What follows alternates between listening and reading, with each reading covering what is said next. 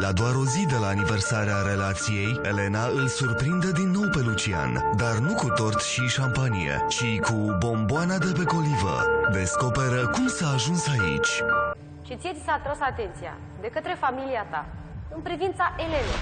Paza din platou cu fetele și cu toate alea. Deci simt nevoia că să stau barem o săptămână și să nu știu de nimeni, să nu vreau, să nu aud, să nu așa, să stau liniștit. Nu vrei să ne despărțim ea? Nu să ne despărțim, stau liniștit, am zis că o să simt nevoia de așa ceva. Și cred că de curând. Nu să ne despărțim. Și o să ne despărțim? Nu lași? Și ce înseamnă? Nu știu. Nu vreau decât să mergem acasă, atât. Sunt convinsă că dacă o să, ți-am mai zis, o să rup de mine, plece. Da, o să nu o să mai fiu vădată, pentru că nu mai am cuplu și o să pot să plec.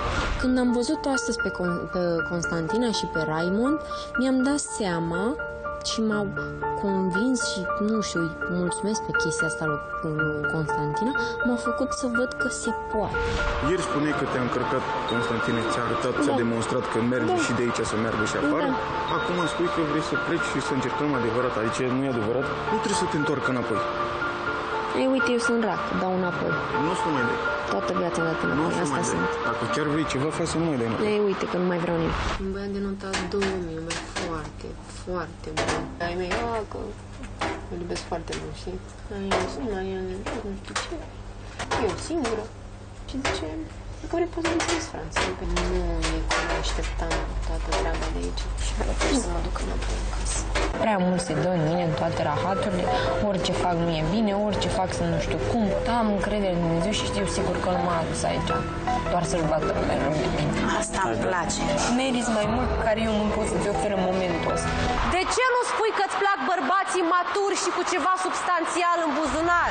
Dacă vreau un bărbat cu bani, poate steau cu Nicolae, că za ei, ce spune doamna, să nu speriți dacă îmi versau cu bani.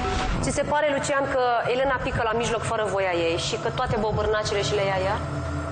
Nu contează, nu contează, dar tot ce am făcut nu am fost împinsă de mine, am făcut că am simțit. De multe ori nu știu dacă fac ce simt pentru tine sau fac că trebuie să fac să fie bine.